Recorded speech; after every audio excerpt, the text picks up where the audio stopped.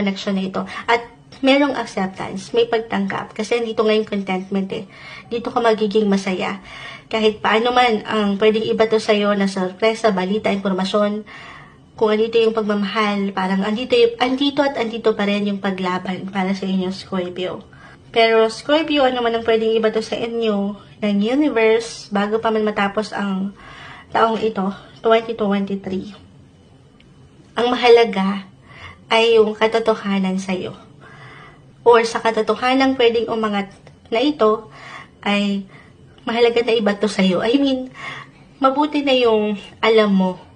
Iba pa rin yung alam natin yung katotohanan eh. Kasi dito, mas mapanghahawakan mo ang iyong sitwasyon kung saan ka dapat lumugar.